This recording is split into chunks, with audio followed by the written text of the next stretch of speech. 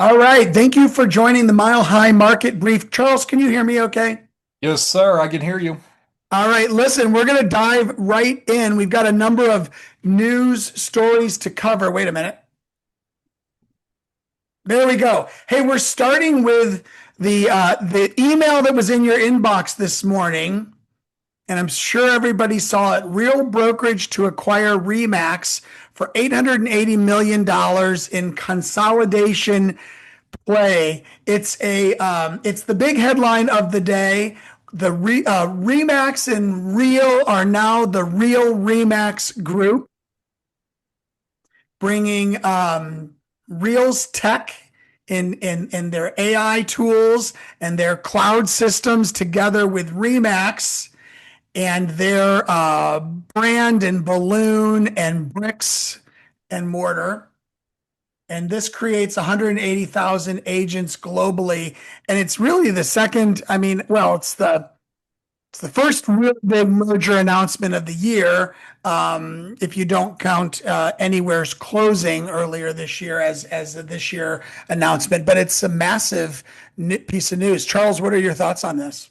Yeah, my thoughts around this is that if anyone's on social media, which I'm assuming most of us are, that we could see the whole reason why Gemini and Nano Banana was created was to put the rocket ship and the balloon together. And I can't tell you, I've seen like every 10 posts as someone has sent this through Gemini at this point. It says, give me something cute around this merger. And yet, here's the deal. At this point, it's just news, right? When we're looking at this, Remax says they're going to stay Remax, Real says they're going to stay Real.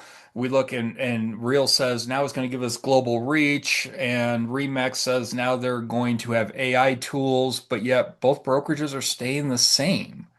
And so we won't know what this looks like. And yet, at the end of the day, what we understand is that this is not going to generate more business for any agent that's at any of those other brokerage houses. So, what we need to do is just have as many conversations as we possibly can to get into as many relationships as we possibly can. And let's have some of the best Q2s and Q3s, in 2026. Yeah, I think it's interesting. A lot of people spend a lot of time on days like today pontificating on social media about what all of this means. And the reality is, what this means and continues to mean is you should know how many listing appointments you need to do for the month of April and the month of May, and you should hit those those numbers each month, and you should continue on. I was asked on a call a few moments ago, is Keller Williams next? And we always think about that kind of stuff. I mean, like who would have thought Remax would have been bought, except that has been a rumor for a while, right? Um, and here's the reality: both companies were for sale, Yeah. and and Keller looked at Remax. I mean, the reason that who saw anybody, I can see some of your faces. Any of you seen? Did any of you see the Keller's buying Remax posts that have been going on for the last 6 months? I mean, that's because Keller considered buying Remax. It's been for Hmm. sale, and Real's been for sale. And this merger is simply two companies that were saying we need to do something, decided to do something together. And It here will we be are today. interesting. Yeah, exactly. It will be interesting because I think there could probably be no more disparate groups than Remax agents and real agents. I mean, Rebecca's smiling. I think she knows what I'm saying. It's like two totally different ecosystems and two different cultures. So that'll be kind of a funny thing. And the great news for us is that we're debt free, solid, the biggest brand in the industry, and we have nothing distracting us from going and hitting our goals. Yep. So fun stuff. Um, NRA, NRA, NR's June, sorry. The other trade Freudian. organization. Yeah. Lawrence Yun has a new 2026 prediction. He says it's going to be slower and a slower and less certain market recovery. The growth forecast has been cut from 14% to about 4%. We're saying that we're going to grow, just not as strong as we had thought. Mortgage rates are holding things back, hovering in the sixes. The market's been flat for years. We know this. The economy might be cooling slightly, depends on what channel you watch. Prices are still holding strong, and we're expecting them to rise. Charles, what did you see in this article? Yeah, I think what's interesting as we go through and we look at this information, what we understand is that the American dream is still there. It's just an affordability issue. We are truly running into an opportunity that comes through and it says, hey, for the amount of dollars that it is going to cost me, because we know that this is somewhere around 33% is what most Americans are paying per paycheck for just principal and interest at this time. So when we go through and we look at what is happening, and we are seeing that, okay, so what can we do as the real estate economists of choice to show people how we can get them into a home by going through and looking at what interest rates are currently, talking about concessions, going through having price cut conversations with our buyers and saying, like, hey, this home has been sitting on the market for X amount of days. When we know on this call that 30% of all homes, historically speaking, take a price cut every year. But what's interesting is it says expected to rise 3 to 4%. Well, prices are still holding strong, expected to rise 3 to 4%. This is the same numbers we've been looking at since the 1990s. So nothing has really changed except for we were living in this 2021, 2022 era where we said 10%, right? And we've all gone back and we have those clients that have gone back and looked and said, well, my neighbor's home sold for $100,000 over. And you said, when was this? And they say 2020. And so it's just being able to go through and just have the conversations, Russ. Yeah. And obviously, this is a national report too. Yeah. So our price is going to rise 3.4% in Vail. I don't know. We'll see. I will say this. I have a feeling that the 4% forecast, and that's unit sales. I think that's still optimistic because I Yeah. think we're going to see numbers exactly like last year. So I don't know. That's my personal take. Weekly pending sales. Demand just picked up. Weekly pending sales have hit a multi-year high. Charles, tell us more about this. Yeah, so if we're looking at this, guys, this is what we want to look at. We want to look at year over year data. Remember that we are going against some really tough numbers, again, from the last half of 2022 until really this year. But if we look at this and this multi-year high, when we look at it, we did have a little bit of a dip. But as we go through, check this out. If we were to look at 2025, we had 67, let's call it 68,000, and now we're sitting at 80,000. That's a significant jump. And so, what does that tell you? It tells you that the golden handcuffs that have been on everyone's wrist, that the news has been populating about how no one's buying and selling because interest rates were locked in at 2 and 3%, simply is not true. What is true, and what we all understand, is this: this is a business where people have life events happen, and those life events, whether they are getting married, having babies, needing a bigger house, getting a new job, moving across the country, someone unfortunately passing away, divorce, any of that's happening, that is what is driving sales. And so all we have to do is be in as many conversations as possible. And when we look at this, we just have to say, okay, back to Russ's previous point, how many conversations do I need to have today that's going to lead to a sale tomorrow? Yeah. You know, the other thing this says to me is when I think pending sales, and I think what's the difference between a sale not pending and a sale pending? It's pricing conversations. So how up to date am I on pricing conversations? Do I have inventory that is sitting? I mean, if you've got a listing that's been sitting for 3 weeks and you haven't re-examined the price, then you are way behind.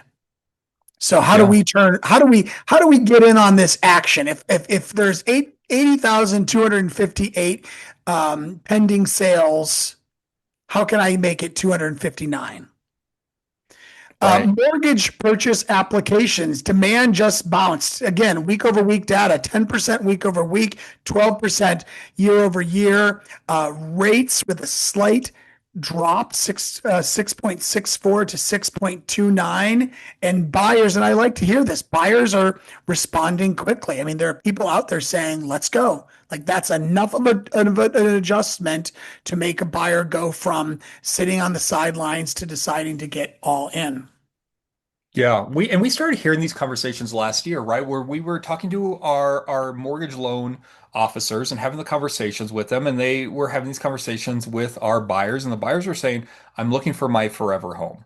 And it's not necessarily that they were looking for their forever home, but it's just the cost of money. What this graph is showing us, compared to the last graph as well, is that our clients are starting online. They have this ideal avatar of what their home looks like. And when the percentage drops and the cost of money goes down, they are more quickly apt to make that move. And so, what we don't know is we don't know when the mortgage rates are going to drop. We don't know when they're going to go up. But what we do know is we just have to be in emotional proximity to them. So, when they're thinking about transacting business, they're thinking about us. Because what these last two graphs have showed us is that when it goes down, the mortgage rates, we do have buyers start popping up and pending sales start going. So they're sitting on the sidelines. They are literally just waiting for the cost of money to make sense for that home that they've been watching on Zillow. Yep. Russ, Other news. Oh, go ahead. how much of this do you think is because it's after spring break and this is like historically in non-resort areas, this is like the uptick in the market that normally happens at this time of year? Yeah, Just I mean this data is based on national trends, so I don't think it's particularly relevant to spring break because spring break last year happened as well. I think this is good week over week data, period, and not particularly based on that. That's my personal opinion, Rebecca. Um, Here's something else this news says. The year over year looks better than the weekly. And I think that's an important thing for us to see. Weekly trends, they can be exciting and a little bit newsworthy. Year over year trends, that gets us excited. And Logan Matashami, who wrote this article, did note we haven't seen an official shift yet. Like what he looks for is 12 to 14 weeks of growth in order to say the market is changing and we're not quite there yet. New listings are finally growing as well. So 83,395 for 2026, 2025, 69,891, solid year over year jump. And we're back to what we might call a normal range. Now, if you listen to Gay Ribble at our event, our Listapalooza event a couple weeks ago, she says we're still not back to normal, but we're back to pre-COVID, pre-pandemic normal. And this is a healthy signal that more sellers are entering the market and it's not a sign of distress. Charles, what else do you see in here? Yeah, I think that's important to note when we start talking about these pre-pandemic numbers, right? This is what we all should be able to have in our talk track conversations, right? We think of 2020, we had that global pandemic. 2021, we had free money. 2022, we saw the rate increase, and it wasn't the percentage that it increased, it was the velocity and how quickly it went up, and that's what shook everyone. Then we had the rest of 2022, 23, 24, 25, and now we're in 2026, and we've been living at these elevated rates. So when we look at single family new listings and we talk about a normal market, what I think is interesting is that we're talking that 80,000 to 100,000 is this normal range, and yet we understand we have more people living in the United States today than we did in 2019. And so this is what's also keeping a lot of the home prices elevated. Now, I understand that in some areas we've seen them go down a little bit. We've also seen areas, these pockets of areas with multiple offer situation, and it always comes down to the pricing conversation, right? When we're going through, we're sitting down with our sellers at the dining room table, and we are saying, Mr. and Mrs. Seller, and we're figuring out what their motivations are. Then we go through and we show them what is in the area, and we're seeing more listings hit the market.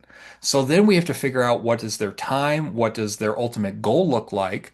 But again, when we're looking at this, this is what's keeping prices as elevated as they are, is there's still not enough homes on the market for all the buyers that we have out there. Absolutely. Price cuts are slightly improving, and And this recent dip is showing us that demand is picking up. Buyers are stepping back in. Um, Charles, what are you seeing with price cuts? Yeah, I think this is the conversation as well when we're sitting at that dining room table with Mr. and Mrs. Seller, right? When we're going through what we know is historically speaking, one third of all homes take a price cut. And that's just the number that there is. It doesn't matter what market we're in, but it's one third. And so we're sitting slightly better than one third, but yet between all of us here in the Colorado region, let's just call it one third still. So we're sitting at one third of all homes still taking a price cut, and it's still better than what we were last year. But yet, this is the conversation. We're having more homes hit the market. With more homes hitting the market, we only have two things to do as a seller. One, we can either improve our home so it looks better than the other homes in the area to be able to command the dollars that we want because we know the principle of substitution, right? It says that the seller or the buyer is not going to pay more for the same product. So the seller has two choices. One, they can either improve the kitchen, the bathrooms, the paint, they can do new flooring, and yet most of them are not going to choose that path because they're going to choose the path of least resistance. So option number two behind door number two is literally this price decrease.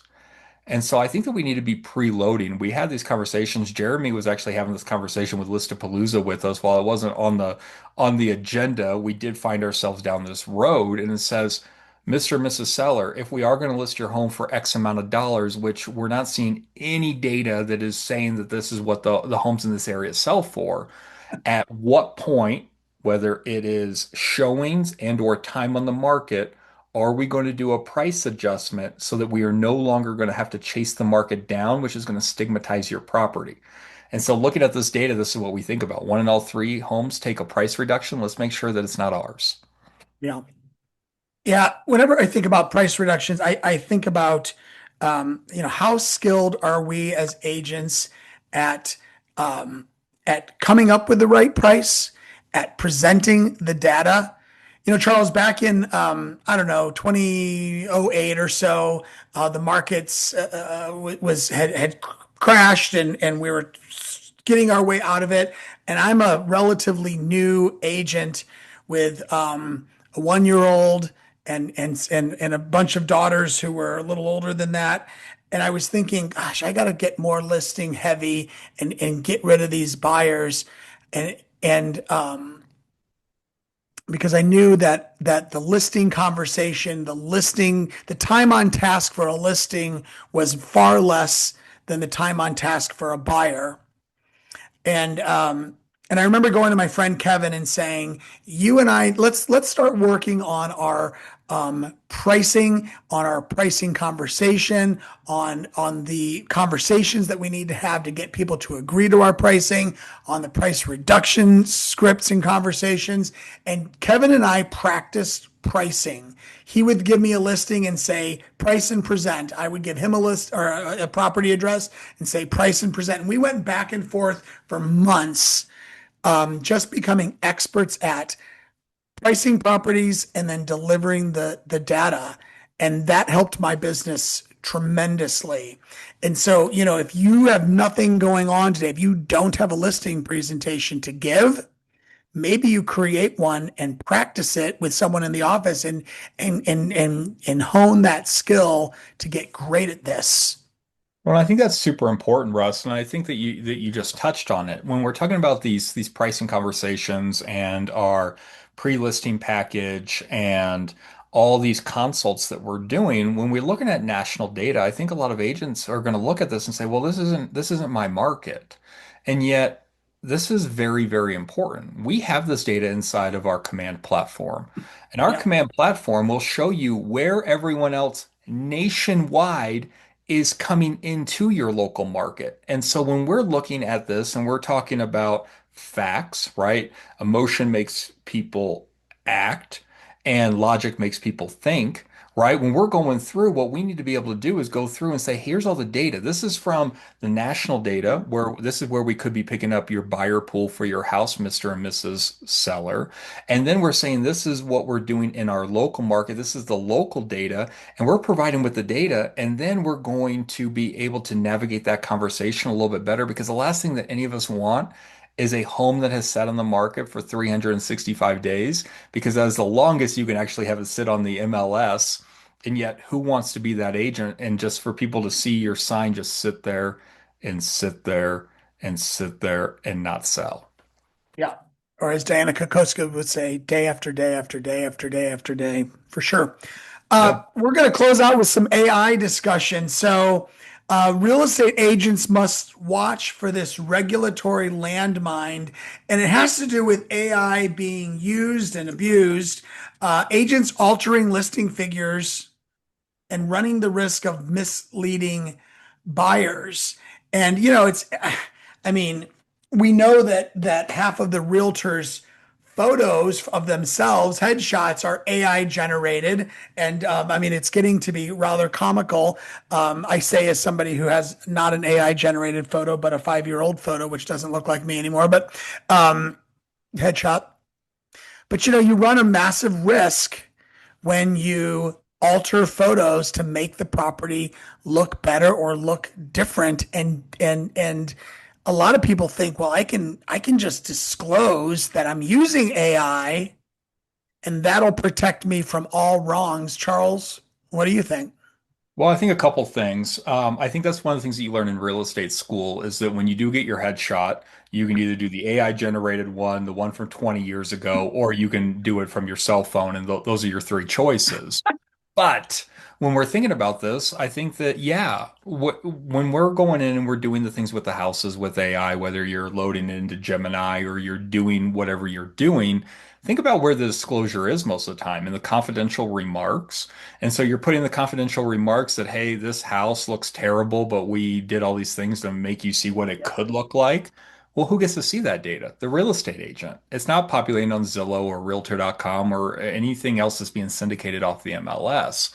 And yet, what I think is okay, right? We can go through and we can stage it with furniture, right? And just like all the other companies out there, like Box Brownie's been doing for years, we can enhance the photos where we're, bringing in the sunny day or we're doing these other things. But yeah, I think if you go through and you have a dirt lot and you're putting grass in there and someone flies from another state, you're probably doing yourself a disservice if you're doing that and we haven't disclosed it properly. There is a big crack in a wall and you're doing these different things.